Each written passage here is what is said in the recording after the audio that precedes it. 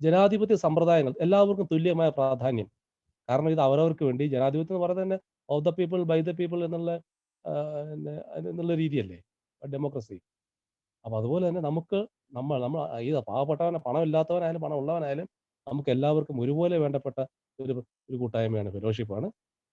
അപ്പൊ ഒരുപാട് മേഖലകൾ ഈ ചോദ്യം കൈകാര്യം ചെയ്യുന്നുണ്ട്. ഒന്ന് സാമ്പത്തികമായ അന്തരം എന്ന കാര്യത്തെ, അതുപോലെ ജനാധിപത്യം എന്ന ഒരു കാര്യത്തെ, അതുപോലെ അതില് ഒരു സെഗ്രിഗേഷൻ, വേർതിരിവ് എന്ന് വേണ്ട എനിക്കൊന്ന് സോഷ്യോളജി, സാമൂഹ്യ ശാസ്ത്രം എന്ന് വേണ്ട അത് എന്നിട്ട് സൈക്കോളജി വരെ കവർ ചെയ്ത് പോകുന്ന ഒരു ചോദ്യമാണത്. അപ്പൊ അതുകൊണ്ട് വളരെ ശ്രദ്ധിച്ച് നമ്മൾ അത് കൈകാര്യം ചെയ്യേണ്ടതുണ്ട്. വളരെ നിസ്സാരമായി തോന്നുന്ന ഒരു ഒരു കാര്യമാണ്.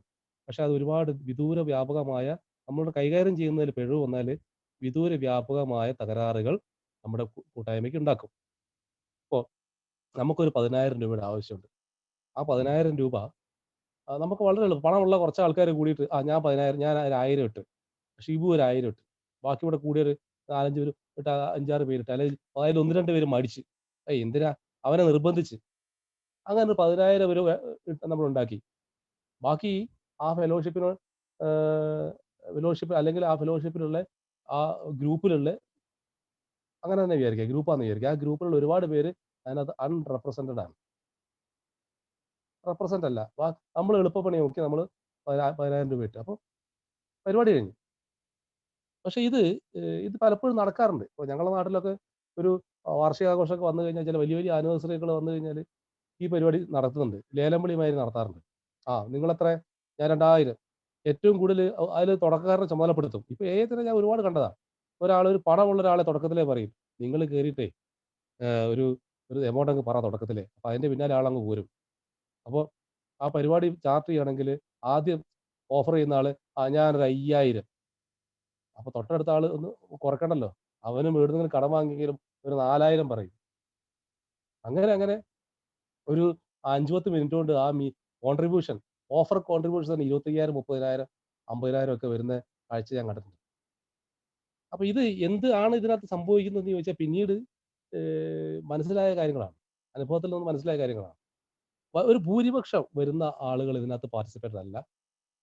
പണം കൂടുതലായിട്ട് ഇറക്കുന്ന ആൾക്കാർക്ക് അവരങ്ങനെ കൂടുതലായിട്ട് ഞങ്ങളങ്ങനെ കൂടുതൽ കൊടുത്തു എന്ന് വെച്ച് ഞങ്ങൾക്ക് ഞങ്ങളുടേതായ ഒരു ആധിപത്യത്തിനകത്ത് വേണമെന്നൊന്നും പലപ്പോഴും പറഞ്ഞൊന്നും വരില്ല. ഞങ്ങളുടെ ആധിപത്യത്തിനകത്ത് ഉണ്ടാവണം എന്നൊന്നും പറഞ്ഞൊന്നും വരില്ല. പക്ഷേ ലോകത്തിന്റെ പോക്ക് അങ്ങോട്ടാണ്. ക്രമേണ അവരിലേക്ക് മാത്രമായിട്ട് ഈ തീരുമാനങ്ങളൊക്കെ ചുരുങ്ങുന്നത് സ്വാഭാവികമായിട്ട് കാണാറുണ്ട്. ആരാണ് കൂടുതൽ പണം മുടക്കുന്നത്, ആ ഒരു കൂട്ടായ്മയിലേക്ക് അവരിലേക്ക് ഈ ഗ്രൂപ്പിന്റെ പ്രധാനപ്പെട്ട തീരുമാനങ്ങൾ എടുക്കുന്ന ഒരു ഒരു ഒരു രീതി കണ്ടിട്ടുണ്ട്. അവിടെ ജനാധിപത്യം ഇല്ലാതാവുകയാണ്. പണമുള്ളവനും ഇല്ലാത്തവനും തമ്മിലുള്ള അന്തരം അവിടെ പ്രകടമാവുകയാണ്. അതിനെ നമ്മൾ ചൂഷണം ചെയ്യുകയാണ് ആ അവസ്ഥയെ. അതുപോലെ ഏത് പണമില്ലാത്തവനും അവന്റെ ഒരു മാനസികാവസ്ഥയിൽ അവന് അന്തസ്സുണ്ട്. അന്തസ്സിനെ സൂക്ഷിക്കാൻ, ആത്മാഭിമാനത്തെ സൂക്ഷിക്കാൻ നമ്മൾ ഓരോരുത്തരും ബാധ്യസ്ഥരാണ് എന്നുള്ളത് ഈ ട്രഡീഷന്റെ അവസാനത്തെ ചോദ്യത്തിൽ പറയുന്നുണ്ട്. അപ്പൊ അതുകൊണ്ട് തന്നെ കയ്യിലുള്ളത് അവനവനൊരു ആവശ്യമാണ്. ഈ പ്രോഗ്രാം അവനവന്റെ ആവശ്യമാണ്. അത് നിലനിൽക്കാൻ എനിക്ക് ആ കുപ്പിക്ക് എത്ര നമ്മൾ ചെലവാക്കി, അതുപോലെ തന്നെ ഇതിനും ചെലവാക്കാനുള്ള സന്നദ്ധത ഓരോ മദ്യപാനിയിലും അല്ലെങ്കിൽ ആൽക്കഹോളിക്കിലും ഉണ്ട്. അപ്പൊ അതുകൊണ്ട് തന്നെ ആത്മാഭിമാനത്തെ സൂക്ഷിക്കുവാനുള്ള അവകാശവും അതിനുള്ള സാഹചര്യമൊക്കെ നമ്മളെപ്പോലെ തന്നെ നമ്മൾ എടുക്കുന്നത് പോലെ തന്നെ എല്ലാവർക്കും അത് വിട്ടുകൊടുക്കേണ്ടതുണ്ട്. അപ്പൊ പല തലങ്ങളിലാണ് ഈ ചോദ്യം സ്പർശിക്കുന്നത്. അതുകൊണ്ട് വളരെ പ്രധാനപ്പെട്ട ഒരു സംഗതിയാണെന്ന് എനിക്ക് തോന്നുന്നു. പിന്നെ അടുത്തത് ട്രഷറിയുടെ റിപ്പോർട്ട് എഐയിൽ അപ്രധാനമായ കാര്യമാണെന്നാണ്. ഒരിക്കലും അല്ല. സാധാരണ ഒരു കൺവെൻഷണൽ ട്രഷറിയുടെ റിപ്പോർട്ട് എന്ന് പറയുന്നത് വരവ് ചെലവ് കണക്ക്, കൃത്യം വരവ് ചെലവ് കണക്കുകൾ അവതരിപ്പിച്ച് കഴിഞ്ഞു, പരിപാടി കഴിഞ്ഞു. അങ്ങനെയൊക്കെയാണ് കമ്മിറ്റികളിലൊക്കെ കാണാം. പക്ഷെ നമ്മൾ ഇവിടെ സെൽഫ് സപ്പോർട്ട് എന്ന പാംഫ്ലെറ്റ് എടുത്തിട്ട് നമ്മളൊന്ന് വായിച്ചു നോക്കാം. അപ്പൊ അതിനകത്ത് കുറെ പോയിന്റ്സ്, കുറെ കാര്യങ്ങളുണ്ട്. അപ്പോൾ ട്രഷർ റിപ്പോർട്ട് എപ്പോഴും ജീവസുറ്റ ഒരു റിപ്പോർട്ടായിട്ടാണ് നമ്മൾ അവതരിപ്പിക്കേണ്ടത് എന്നാണ് ഞാൻ മനസ്സിലാക്കുന്നത്. കാരണം നമ്മുടെ കയ്യിലെത്തിയ പണം അത് ഏതെല്ലാം രീതിയിൽ വിനിയോഗിക്കപ്പെട്ടു, അതില് നമ്മുടെ പ്രൂഡന്റ് ഫണ്ട്, നമുക്ക് ആവശ്യമുള്ള പണമാണോ അവിടെ ബാക്കിയുള്ളത്, അതോ അനാവശ്യമായ ഒരു പണം ഉണ്ടോ? ഒരു പ്രൂഡന്റ് ഫണ്ട്, ഒരു വർഷത്തേക്ക് പ്രവർത്തിക്കാൻ ആവശ്യമായ ധനം മാത്രം മതി നമുക്ക്. അതിലപ്പുറത്തേക്ക് അവിടെ സ്റ്റോക്ക് ചെയ്യേണ്ട കാര്യമില്ല. അപ്പോൾ അങ്ങനെ ഒരു ഗ്രൂപ്പിന്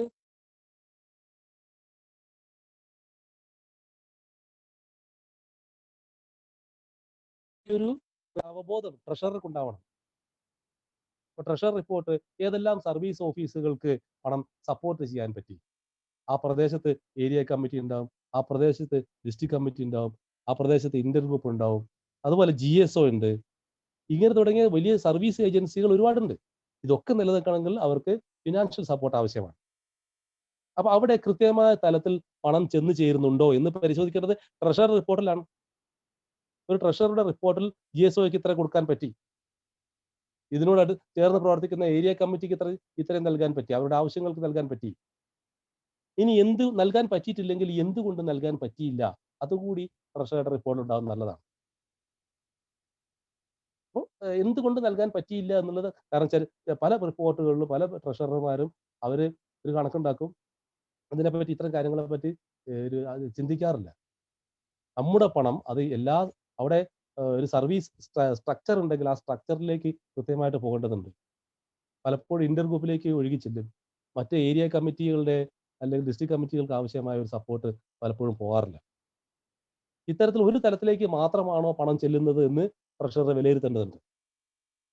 അപ്പൊ അത്തരത്തിൽ വീഴ്ചകൾ വരുന്നുണ്ടെങ്കിൽ അത് എന്തുകൊണ്ട് എന്ന് ട്രഷറർ റിപ്പോർട്ടിൽ കാണേണ്ടതുണ്ട്. അപ്പോൾ അതുപോലെ ആനിവേഴ്സറികൾക്ക്, അതുപോലെ പബ്ലിക് ഇൻഫർമേഷൻ എത്ര വരുമാനത്തിന്റെ എത്ര ഭാഗം ചെലവഴിച്ചു, ആനിവേഴ്സറികൾക്ക് എത്ര ഭാഗം ചെലവഴിക്കുന്നുണ്ട്, അതുപോലെ കിറ്റിയിലെ ഒരു പിന്നെ നമ്മൾ അതിന്റെ മാനേജ്മെന്റ് എങ്ങനെയാണ്, ആനിവേഴ്സറിയിൽ നിന്നും എത്ര വ്യത്യാസപ്പെട്ട തുകയാണ്, എത്ര ഉയർന്ന തുകയാണ് പബ്ലിക് ഇൻഫർമേഷൻ വേണ്ടി ചെലവഴിക്കുന്നത്, അതിന്റെ അനുവാദം എത്രയാണ്. പബ്ലിക് ഇൻഫർമേഷന് തുച്ഛമായ പണവും ആനിവേഴ്സറികൾക്ക് വലിയ വലിയ പണവും ചെലവഴിച്ചുകൊണ്ടുള്ള ഒരു രീതിയാണെങ്കിൽ അതും ട്രഷറിയുടെ റിപ്പോർട്ടിൽ പ്രതിഫലിക്കേണ്ടതുണ്ട്. അപ്പോൾ ട്രഷർ റിപ്പോർട്ട് എന്ന് പറയുന്നത് ഒരു സാധാ വരവ് ചെലവ് കണക്ക് മാത്രമല്ല, അതിലാണ് അതിന്റെ ഫംഗ്ഷൻ എന്ന് പറയുന്നത്. ഈ കുറച്ച് ഉത്തരവാദിത്തങ്ങളുണ്ട്. ഈ പറഞ്ഞ കാര്യങ്ങളൊക്കെ അതിനകത്ത് പ്രതിഫലിച്ചാൽ മാത്രമേ അതൊരു റിപ്പോർട്ടായിട്ട് എടുക്കാനും ആ റിപ്പോർട്ടിന് മേലൊരു ചർച്ച വരാനും വീഴ്ചകൾ ഉണ്ടെങ്കിൽ പരിഹരിക്കാനും കാഴ്ചപ്പാടുകളെ നവീകരിക്കാനും ഒക്കെ ആ ഒരു റിപ്പോർട്ട് വളരെ പ്രധാനമുള്ള കാര്യമാണ്. അതുകൊണ്ടാണ് ഉണ്ട് എന്ന് പറഞ്ഞത്. അപ്പൊ ഞാൻ ഇനി പോകുന്നത് 8ലേക്കാണ്. അപ്പൊ എട്ടിന്റെ ചോദ്യങ്ങളിൽ ഒന്നാമത്തെ ചോദ്യം, എന്റെ പെരുമാറ്റം പാരമ്പര്യങ്ങൾ വ്യക്തമായി വിഭാവനം ചെയ്യുന്ന രീതിയിലാണോ, അല്ലെങ്കിൽ എന്തൊക്കെ മാറ്റം വരുത്തണം എന്നുള്ളതാണ്. ആ ക്വസ്റ്റ്യൻ ഞാൻ രതീഷ് ഭായിനോടൊന്ന് തുടങ്ങാൻ അഭ്യർത്ഥിക്കുകയാണ്. ഞാൻ പിന്നാലെ വന്നോളാം. രതീഷ് ഭായി.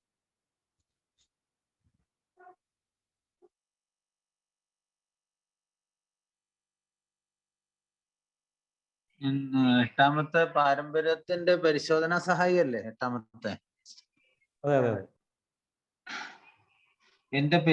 ഒന്നാമത്തത് എന്റെ പെരുമാറ്റം പാരമ്പര്യങ്ങൾ വ്യക്തമായി വിശദമാക്കുന്നുണ്ടോ, അല്ലെങ്കിൽ എന്തൊക്കെ മാറ്റം വരുത്തണം. അപ്പൊ അതിന് ആദ്യമായിട്ട് നമ്മൾ അതിൽ ആൽക്കഹോളിക് അനോണിമസിന്റെ ഉദ്യോഗ രീതി അല്ലാതെ എക്കാലവും നിലനിൽക്കണം. ആൽക്കഹോളിക് അനോണിമസ് ഉദ്യോഗ രീതിയിലല്ലാതെ എക്കാലവും നിലനിൽക്കണം. എന്നാൽ നമ്മുടെ സേവന കേന്ദ്രങ്ങളിൽ പ്രത്യേക ശമ്പളക്കാരെ നിയമിക്കാം. ഇതിപ്പോ നമ്മൾ സാധാരണ വായിച്ചുകൊണ്ടിരിക്കുന്ന ഒരു പാരമ്പര്യം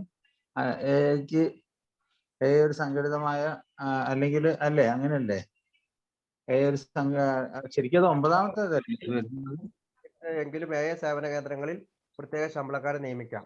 പക്ഷെ അത് 8ാമത്തെ പാരമ്പര്യം ആണോ? എന്റെ ബുക്കിൽ അങ്ങനെയുള്ളതാണ്. ദീർഘരൂപം വായിക്കണം. ഒരു മിനിറ്റ്,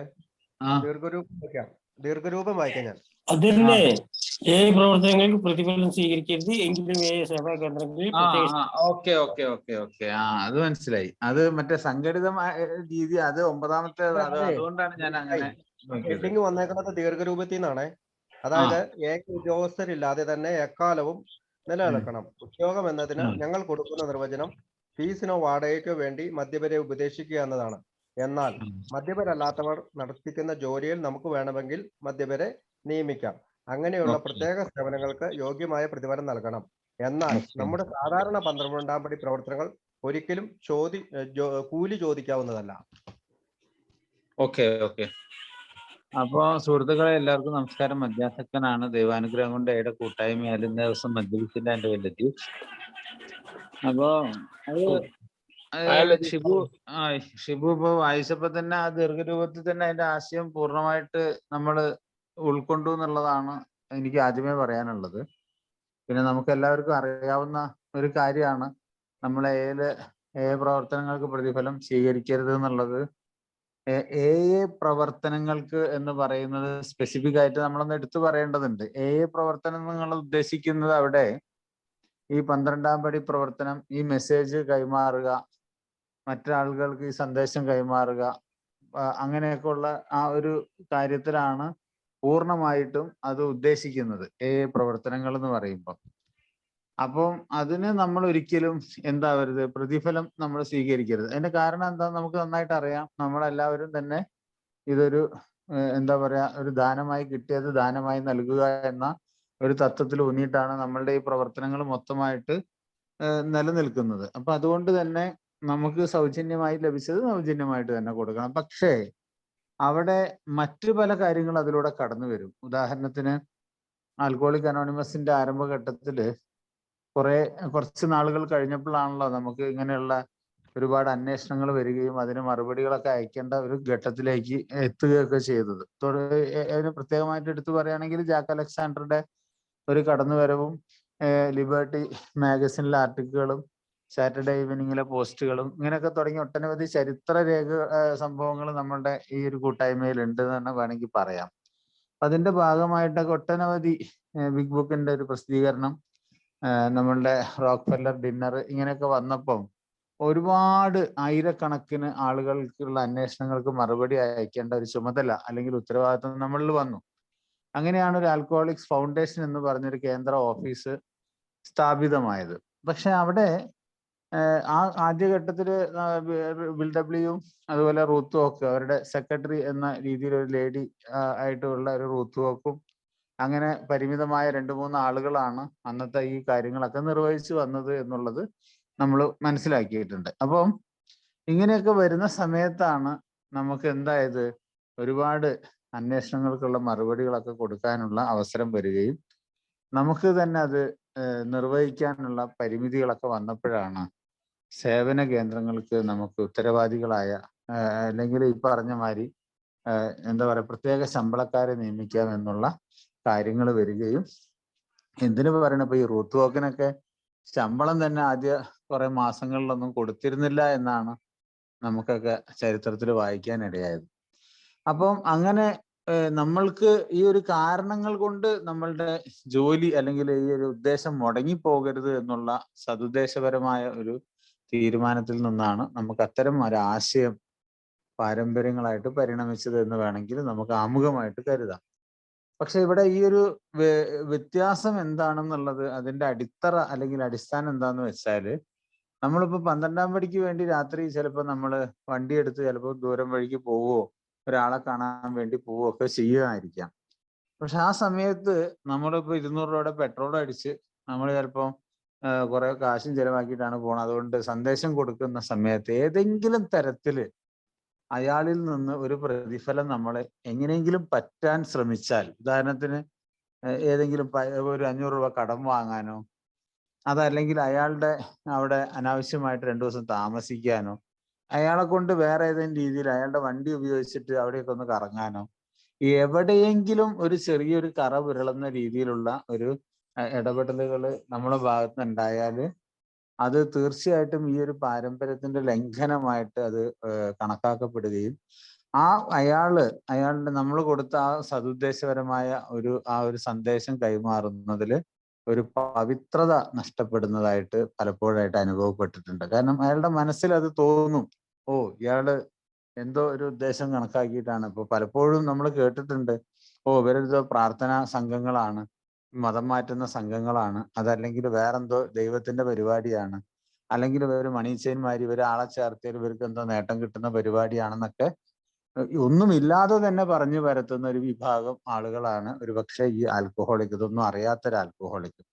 അപ്പൊ അത്രയും സൂക്ഷ്മമായിട്ടും പവിത്രമായിട്ടും വേണം നമ്മളുടെ ഈ സന്ദേശം കൈമാറാൻ എന്നുള്ളത് കൊണ്ട് തന്നെ ഈ ഒരു പാരമ്പര്യം അതിശക്തമായ രീതിയിൽ നമ്മൾ പാലിക്കപ്പെടാൻ നമ്മൾ ബാധ്യസ്ഥരാണ് എന്നാണ് നമ്മളോട് പറയാതെ പറഞ്ഞുകൊണ്ടിരിക്കുകയാണ് ഈ ഒരു കാര്യം. പക്ഷെ എന്നാലോ നമുക്ക് നമ്മളുടെ ജോലികളെല്ലാം കൃത്യമായിട്ട് നടക്കുകയും വേണം.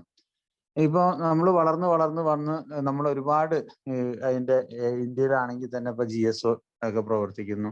ഇന്റർ ഗ്രൂപ്പുകൾ, ഏരിയ കമ്മിറ്റികളൊന്നും ഓഫീസിൽ കേന്ദ്രീകൃതമായിട്ടുള്ള ഒരു പ്രവർത്തനം അത്ര വിപുലമായിട്ട് നമുക്ക് ഇന്ത്യയിൽ നിന്ന് എവിടെയും പറയത്തക്ക രീതിയിലൊന്നും ഇല്ലെങ്കിൽ പോലും നമ്മളുടെ മുമ്പിൽ അതിവിശാലമായിട്ടുള്ള ഒരു പ്രവർത്തന മണ്ഡലമായിട്ട് നമ്മളുടെ ജനറൽ സർവീസ് ഓഫീസ് ബോംബെയിൽ പ്രവർത്തിക്കുന്നുണ്ട്. കുറച്ച് വർഷങ്ങളായില്ല, ഇപ്പൊ ഏതാണ്ട് 25 വർഷത്തിലധികമായിട്ട് 1987 മുതൽ നമ്മളുടെ ജനറൽ സർവീസ് ഓഫീസ് ബോംബെ കേന്ദ്രീകൃതമായിട്ട് പ്രവർത്തിക്കുന്നുണ്ട്. അപ്പം അവിടെയൊക്കെ ശരിക്കും പറഞ്ഞാൽ 6ഓളം പെയ്ഡ് സ്റ്റാഫുകൾ അവിടെ പ്രവർത്തിക്കുന്ന ഒരു കാലഘട്ടം എനിക്ക് ഓർമ്മയിലുണ്ട്. അതായത് ഒരു ജനറൽ മാനേജർ, അതുകൂടാതെ ഒരു കോർഡിനേറ്റർ, കൂടാതെ ഓഫീസ് സ്റ്റാഫുകൾ, അക്കൗണ്ട്സിലൊക്കെ ആയിട്ട് 1-2 പേരുകൾ, പാർസൽ സെക്ഷൻ ലിറ്ററേച്ചറുകളൊക്കെ ഡിസ്ട്രിബ്യൂട്ട് ചെയ്യാനുള്ള ആളുകൾ, അങ്ങനെ തുടങ്ങിയിട്ട് 6ഓളം ആളുകൾ, അത് 25,000 മുതൽ 20,000, 15,000 ശമ്പളങ്ങൾ മാസം വാങ്ങിക്കൊണ്ട് പ്രവർത്തിക്കുന്ന 6ഓളം സ്റ്റാഫുകൾ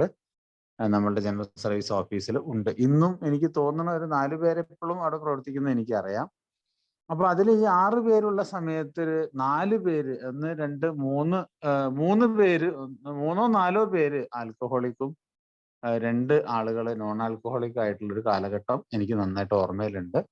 ഇപ്പോഴും എനിക്കറിയാം ഒരു 3 ആളുകൾ ആൽക്കഹോളിക് ആയിട്ടുള്ള ആളുകൾ അവിടെ, 2 പേര് നോൺ ആൽക്കഹോളിക് ആയിട്ടുള്ള ആളുകളെയും എനിക്ക് നന്നായിട്ട് അറിയാം. അപ്പൊ ഇവരും 15,000, 25,000 ശമ്പളം വാങ്ങുന്ന ആളുകൾ ഇപ്പൊ നമ്മളെ ജനറൽ സർവീസ് ഓഫീസിൽ പ്രവർത്തിക്കുന്നുണ്ട്.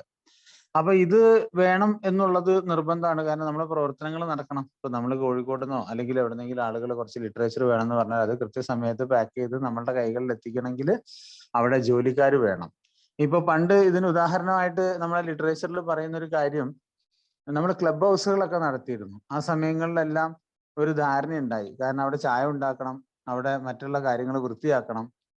പലപ്പോഴും അവിടെ പല രീതിയിലുള്ള ഗെയിംസും കാര്യങ്ങളൊക്കെ നടക്കുന്നതുകൊണ്ട് തന്നെ അത് കൃത്യസമയത്ത് വന്ന് തുറക്കണം, അവിടെയുള്ളവർക്ക് ഭക്ഷണം കൊടുക്കണം. അപ്പൊ ഇതിനൊക്കെ ആളുകളെ ശമ്പളത്തിനൊക്കെ വെക്കണം എന്നുള്ള രീതി വന്നപ്പോൾ ആദ്യ കാലത്തൊക്കെ എന്ത് ചെയ്തു, ആൽക്കഹോളിക്കിന്റെ ആയ ആളുകൾ തന്നെ പറഞ്ഞു ഞങ്ങൾ ചെയ്തോളാം എന്ന് ഓരോരുത്തരും ഉത്തരവാദിത്തം ഏറ്റെടുക്കുകയും പിന്നീട് അതൊന്നും കൃത്യസമയത്ത് നടക്കാതെ വന്നപ്പോൾ അവിടെയൊക്കെ തല്ലിപ്പിരിഞ്ഞ് ഒരുപാട് കോലാഹലങ്ങളൊക്കെ ഉണ്ടായി. അങ്ങനെയാണ് അവിടെയൊക്കെ പിന്നെ ശമ്പളത്തിന് ആളുകളെയൊക്കെ വെക്കാൻ തുടങ്ങുകയും എന്നാൽ തന്നെ പിൽക്കാലത്തൊക്കെ അത് പൂട്ടിപ്പോയ ചരിത്രമാണ് ഇപ്പോഴത്തെ പുതിയ ഇൻഫോർമേഷനൊക്കെ നമുക്ക് കിട്ടുന്നത്. അപ്പൊ അങ്ങനെയാണ് നമുക്ക് ഈ സൗജന്യമായിട്ട് ചെയ്യുന്ന കാര്യങ്ങൾ ഏതാണ്, നമ്മൾ ശമ്പളം കൊടുത്തുകൊണ്ട് ചെയ്യാൻ നിർബന്ധിതരാകുന്ന മേഖലകൾ ഏതൊക്കെയാണെന്നൊക്കെ നമ്മൾ തരംതിരിച്ച് നമ്മൾ കാണുകയൊക്കെ ചെയ്തത്. അപ്പൊ ഞാൻ പറഞ്ഞുകൊണ്ടിരുന്നത് എന്താ വെച്ചാൽ 8ാമത്തെ പാരമ്പര്യം വളരെ വ്യക്തമായിട്ട് നമ്മൾ സൂക്ഷ്മമായിട്ടൊക്കെ നമ്മൾ വിലയിരുത്തി മനസ്സിലാക്കിയിട്ടില്ലെങ്കിൽ അത് ഗുണത്തേക്കാളേറെ ദോഷം ചെയ്യുന്ന കാര്യങ്ങളുണ്ട്. ഇനി അതിലുപരി ഇപ്പൊ നമ്മളുടെ ഇവിടെ ഈ ഒരു എന്താ പറയാ ചില തെറ്റിദ്ധാരണകളോ അതല്ലെങ്കിൽ ചില അപാകതകളൊക്കെ കടന്നുകൂടിയിട്ട് ഇവിടെ സ്പീക്കേഴ്സ് ഈ AI യാത്ര ചെയ്യാറുണ്ട് അവിടെ ഇവിടെയൊക്കെ ആയിട്ട്. അപ്പൊ അവര് തിരുവനന്തപുരത്ത് നിന്ന് ചിലപ്പോൾ കോഴിക്കോട് വരും, കോഴിക്കോട് നിന്ന് ചിലപ്പോൾ കാസർഗോഡിലേക്കൊക്കെ പോകും. അപ്പൊ പറയും അത് എന്നാ ശരി 2,000 റുപ്യ നമ്മളെ സ്പീക്കറിന് കൊടുക്കണം, അങ്ങനെ ഇങ്ങനെ അയാൾക്ക് അത് ബിരിയാണി വാങ്ങിക്കൊടുത്തിട്ട് അയാൾക്ക് 2,000 റുപ്യ കൊടുക്കണം. അങ്ങനെ അത് പൈസ വാങ്ങിയ ചരിത്രങ്ങളൊക്കെ നമ്മുടെ നാട്ടിൽ പലവരുടെ പേരിലും നമ്മൾ അങ്ങോട്ടും ഇങ്ങോട്ടൊക്കെ പറയുന്നതായിട്ട് കേട്ടിട്ടുണ്ട്. അതിനൊരു മറുവശം പലതും നമ്മൾ പറയാറുമുണ്ട്. കാരണം ഒരു ആൽക്കഹോളിക് അനോണിമസിലുള്ള അംഗങ്ങൾ ഒരു AIയുടെ സന്ദേശം കൈമാറുന്ന കാര്യത്തിൽ പ്രതിഫലം നമ്മൾ സ്വീകരിക്കുന്നില്ല. നേരെ മറിച്ച് ഇപ്പം തിരുവനന്തപുരത്ത് ഒരു കൺവെൻഷൻ നടക്കുകയാണ്, കോഴിക്കോട് നിന്നൊരു സ്പീക്കറെ വേണമെന്ന് ആ കൺവെൻഷൻ കമ്മിറ്റി തീരുമാനിക്കുകയും കോഴിക്കോടുള്ള ഒരാൾക്ക് തിരുവനന്തപുരത്തേക്ക് പോകാനുള്ള യാത്രാ ചെലവുകളും അയാളുടെ താമസവും മറ്റു കാര്യങ്ങളൊക്കെ കൺവെൻഷൻ കമ്മിറ്റി അത് ബെയർ ചെയ്യുകയാണെങ്കിൽ അതൊരു തെറ്റായ പാരമ്പര്യ ലംഘനമാണെന്ന് നമുക്ക് എടുത്തു പറയാൻ കഴിയില്ല എന്നുള്ള ഒരു ന്യായം നമുക്ക് പലപ്പോഴും നമ്മൾ പറയാറുണ്ട്. പക്ഷെ നമ്മൾ ആരും തന്നെ അത് വാങ്ങാറില്ല. പൊതുവിൽ ആരും തന്നെ വാങ്ങുന്നതായിട്ട് എൻ്റെ അനുഭവത്തിൽ ഞാനൊന്നും വരെ സിംഗിൾ പൈസ വാങ്ങിയിട്ടില്ല. പക്ഷെ ആരൊക്കെയോ അങ്ങനെ വാങ്ങുന്നുണ്ടെങ്കിൽ അതൊരു തെറ്റാണ് എന്ന് നമുക്ക് പറയാൻ പറ്റില്ല. കാരണം നമ്മളുടെ സമയവും നമ്മളുടെ ബുദ്ധിയും നമ്മളുടെ മറ്റുള്ള കാര്യങ്ങളൊക്കെ എക്ക് വേണ്ടി സൗജന്യമായിട്ട് കൊടുക്കുകയും അയാളുടെ ഈ ഒരു സാമ്പത്തിക കാര്യങ്ങൾ അയാൾക്ക് ചിലപ്പം അത് നിർവഹിക്കാൻ കഴിയാതെ വരുമ്പോൾ അത് ഫെലോഷിപ്പ് കൊടുക്കുക എന്നുള്ളത് ഒരു മര്യാദയുടെ ഭാഗമായിട്ട് നമ്മൾ ചർച്ച ചെയ്യാറ്. അങ്ങനെ തന്നെയാണ് ഇപ്പോൾ ട്രസ്റ്റി ആണെങ്കിലും ഡെലിഗേറ്റ് ആണെങ്കിലും നമ്മളിപ്പോൾ GSOയുടെ കോൺഫറൻസിന് അറ്റൻഡ് ചെയ്യാൻ പോകുമ്പോൾ അവരുടെ യാത്രാ ചെലവുകളെല്ലാം ഇപ്പൊ GSO നിർവഹിക്കുന്നുണ്ട്. അതല്ലെങ്കിൽ അവരുടെ ഏരിയ അത് റീജിയൻ അത് കൃത്യമായിട്ട് അത് കൈകാര്യം ചെയ്യണമെന്നുള്ള ഒരു നിർദ്ദേശവും നമ്മളുടെ ഇടയിലുണ്ട്. അപ്പം ഇങ്ങനെയുള്ള എല്ലാ കാര്യങ്ങളും ഓൾ ടുഗദർ ആയിട്ട് നമ്മൾ ഡിസ്കസ് ചെയ്യുകയും മനസ്സിലാക്കാൻ ശ്രമിക്കുകയും ചെയ്തു കഴിഞ്ഞാൽ ഈ 8ാമത്തെ പാരമ്പര്യത്തിന്റെ ആമുഖം വളരെ വ്യക്തമാകും എന്നാണ് എനിക്ക് അതിനെക്കുറിച്ച് പറയാനുള്ളത്. ഇനിയിപ്പം ബാക്കി കാര്യങ്ങൾ അതിനെ കൂട്ടിച്ചേർക്കാനുണ്ടെങ്കിൽ പ്രമോദ് കൂട്ടിച്ചേർത്തുകൊണ്ട് തുടരാമെന്നാണ്. Okay, thank you. Okay Latheesh bhai, ഞാൻ പ്രമോദ്. അപ്പം ഇതിൽ ലതീഷ് ഭായി ഏകദേശം അതിൻ്റെ ഗ്രൗണ്ടുകൾ എക്സ്പ്ലെയിൻ ചെയ്ത് കഴിഞ്ഞു. അപ്പം ഇതിൽ എൻ്റെ പെരുമാറ്റം പാരമ്പര്യങ്ങൾ വ്യക്തമായി വിഭാവനം ചെയ്യുന്ന രീതിയിലാണ്, അല്ലെങ്കിൽ എന്തൊക്കെ മാറ്റം വരുത്തണം. അപ്പോൾ അതിൽ മണി മോട്ടിവേഷനെ പറ്റി അദ്ദേഹം സംസാരിച്ചു. പിന്നെ ഫ്രീ ആയിട്ട് കിട്ടിയത് ഫ്രീ ആയിട്ട് കൊടുക്കുന്ന ഒരു മനോഭാവമാണ് നല്ലത് എന്ന് അത് പറഞ്ഞു. കാരണം alcoholics will not listen to a paid 12th stepper. ഇതൊരു ആത്മീയ പരിപാടിയുടെ ഭാഗമായിട്ട് നമ്മൾ പണവും നമ്മുടെ സമയവും നമ്മുടെ ഊർജവും അതിലൊക്കെ മുന്നിലായിട്ട് നമ്മുടെ മനസാക്ഷിയെയും പ്രതിഷ്ഠിച്ചിട്ടാണ് ഈ 12th സ്റ്റെപ്പിന് ഇറങ്ങുന്നത്.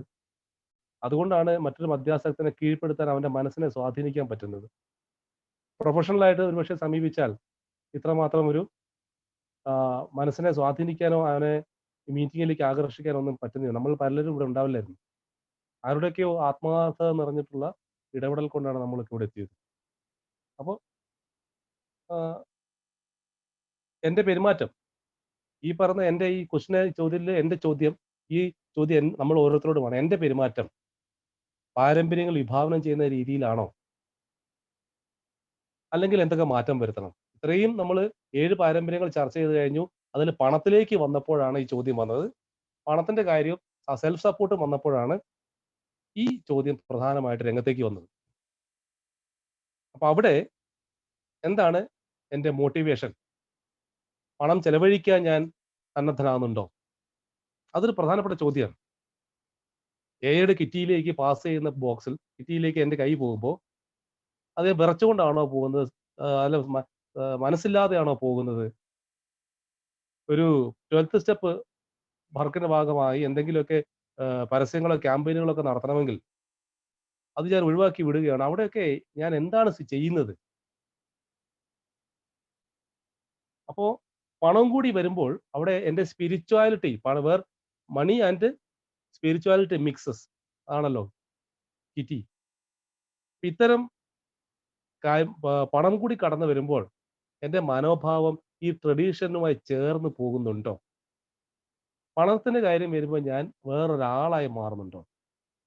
മറ്റെന്തെങ്കിലും ചിന്തകളും മറ്റെന്തെങ്കിലും മോഹങ്ങളും എന്നെ സ്വാധീനിക്കുന്നുണ്ടോ? അപ്പോൾ അത്തരം കാര്യങ്ങൾ ഇവിടെ നമുക്ക് ചർച്ച ചെയ്യാം. ആർക്കെങ്കിലും കൂട്ടിച്ചേർക്കാണ്ട് കൂട്ടിച്ചേർക്കാം. ഓക്കെ,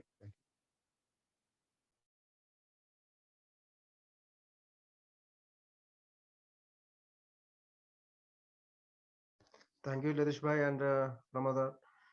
ആർക്കെങ്കിലും എന്തെങ്കിലും കൂട്ടിച്ചേർക്കാനുണ്ടോ? ഞാന് മനസ്സിലാക്കിയ 2 കാര്യങ്ങൾ. ഒന്ന്, ഈ പണം എന്ന് പറഞ്ഞ 2 വാക്ക് വലിയ ഡേഞ്ചർ വാക്കാണത്.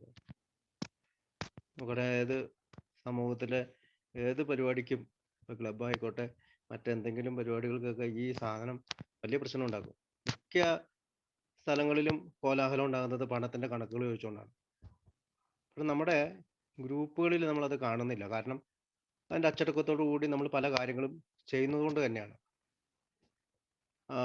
ഞാനൊരാളെ സഹായിക്കാൻ പോകുമ്പോൾ, ഇപ്പോൾ ഞാൻ ഒരാളെ കാണാൻ പോകുന്നു, ഞാൻ അയാളെ എയിലേക്ക് കൊണ്ടുവരാൻ ശ്രമിക്കുമ്പോൾ അയാളിൽ നിന്ന് ഞാൻ ഒന്നും പ്രതീക്ഷിക്കരുത്. എനിക്കെന്തെങ്കിലും, അയാൾക്ക് വലിയൊരു കമ്പനി ഉണ്ടാകാം, അയാൾക്ക് എന്തെങ്കിലും എന്നെക്കാളും ഉയർന്ന സാമ്പത്തിക നിലയിലുള്ള ആളായിരിക്കാം, അപ്പൊ അയാളിൽ നിന്ന് ഞാനിപ്പോ ബസ്സിനാ കയറി പോകുന്നെങ്കിൽ പോലും അയാളിൽ നിന്ന് വണ്ടിക്കൂലി പോലും പ്രതീക്ഷിച്ച് ഞാൻ എൻ്റെ ടിക്കറ്റ് ഞാൻ എടുക്കാം, വേണമെങ്കിൽ ഇപ്പൊ എനിക്ക് പണമില്ല, അയാളുടെ ടിക്കറ്റ് എടുക്കാനായിട്ട് മാർഗമില്ലെങ്കിൽ അയാളുടെ ടിക്കറ്റ് അയാൾ എടുക്കട്ടെ, എൻ്റെ ടിക്കറ്റ് എനിക്ക് എടുക്കാമല്ലോ. അല്ലാതെ അയാളെ കൊണ്ട് എൻ്റെയും അയാളുടെയും ടിക്കറ്റ് എടുപ്പിക്കാതെ നോക്കേണ്ടതാണ് പ്രധാന ഒരു കാര്യം. പലപ്പോഴും ഞാൻ ശ്രദ്ധിച്ചിട്ടുണ്ട്, നമ്മൾ ഈ ദൂരയാത്രയൊക്കെ ചെയ്യുമ്പോൾ, അതായത് കൺവെൻഷനൊക്കെ പോകുമ്പോൾ പഴമക്കാർ ചില പഴമക്കാർ അവരവരുടെ കോഫി കുടിച്ച് അവരുടെ കാശും കൊടുത്തങ്ങ് മാടി മാടി എല്ലാവരും അവരവരുടെ ചെലവിലാണ് അതൊക്കെ ചെയ്യാറ്.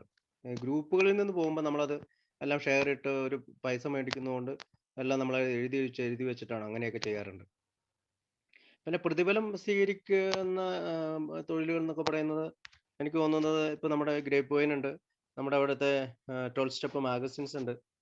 അവിടെ എല്ലാം അവര് ഇപ്പൊ അതിന്റെ ഒരു കാർട്ടൂണിസ്റ്റ് അല്ലെങ്കിൽ അതിന്റെ എല്ലാം പ്രിന്റിങ്ങും കാര്യങ്ങളൊക്കെ ചെയ്യുന്ന ആളുകൾക്കൊക്കെ നമ്മൾ പണം കൊടുക്കേണ്ടി വരും. കാരണം അവരൊക്കെ പ്രൊഫഷണലായി അതിന്റെ വൈദഗ്ധ്യം നേടിയെടുത്തവരാണ്.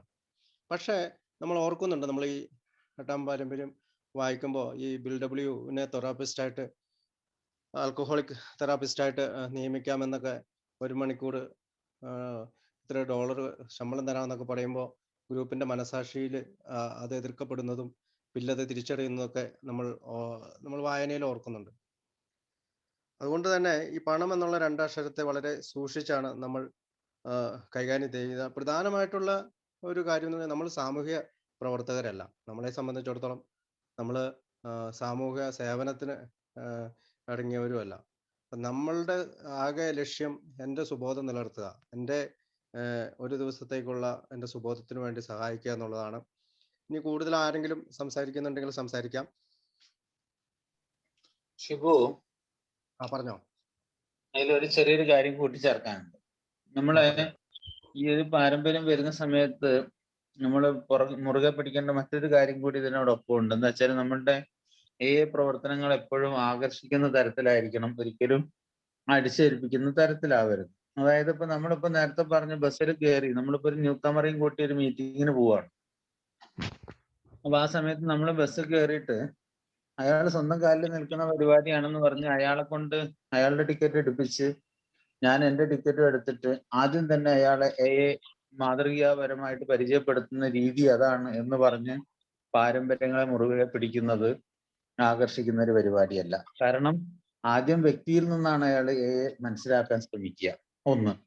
രണ്ടാമത്തത്, ഒരു ഹോട്ടലിൽ ചെന്നു നമ്മൾ ആദ്യം 1-2 ദിവസം ആയിക്കോട്ടെ, അയാൾ ചിലപ്പം മരുന്നോ അല്ലെങ്കിൽ തലയ്ക്ക് വെളിവില്ലാത്ത സമയമാണ്, അയാൾ ചായയും ഒരു പഴംപൊരിയും കഴിച്ചു, നമ്മളൊരു കാലിച്ചായ മാത്രമേ കുടിച്ചുള്ളൂ, അതുകൊണ്ട് ഞാൻ എൻ്റെ ചായയുടെ പൈസ ഞാൻ കൊടുത്തു, നിങ്ങൾ 10-20 രൂപ നിങ്ങൾ കൊടുത്തോളൂ, നിങ്ങൾ ചായയും പഴംപൊരിയും കഴിച്ച് നിങ്ങൾ കൊടുത്തോ എന്നൊക്കെ ഉള്ള ഒരു തരം ശരിക്കും പറഞ്ഞാൽ തീരെ ആകർഷിക്കാത്ത ഒരു തരം നയം നമ്മൾ പുലർത്തുന്നത് ശരിയല്ല. അപ്പൊ ഇത് പാരമ്പര്യം അങ്ങനെ പറയുന്നില്ല എന്ന് പറഞ്ഞിട്ട് നമ്മൾ ഇങ്ങനെ ചെയ്യുന്നത് അയാളെ ഈ ഫെലോഷിപ്പിൽ നിന്ന് അകറ്റാനേ അത് ഇടവരുത്തുള്ളൂ.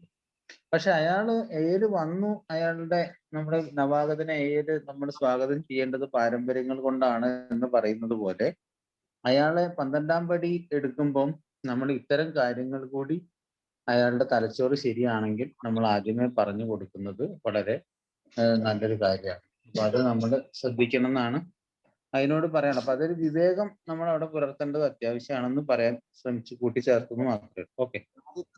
ആദ്യത്തെ സമയങ്ങളില് ആദ്യത്തെ ദിവസം അല്ലെങ്കിൽ 2ാമത്തെ ദിവസം ഞാൻ പറഞ്ഞ കഥ കുറെ ദിവസം കഴിഞ്ഞിട്ടുള്ള കാര്യങ്ങളാണ് പറഞ്ഞത്. അതായത് ഒരാളുണ്ട് ഞങ്ങളുടെ അടുത്ത്, ഒരാള് ബൈക്ക് ഉണ്ടാക്കുക, എല്ലാ ദിവസവും മറ്റേ ആളെയും കൊണ്ട് പെട്രോൾ അടിപ്പിക്കും. അപ്പൊ അത് ഒരു 100 രൂപ പെട്രോൾ അല്ലെങ്കിൽ 50 രൂപ പെട്രോൾ അടിപ്പിക്കും. കുറെ ദിവസം കഴിയുമ്പോൾ അയാൾ അത് വരാതെ ആവുമല്ലോ.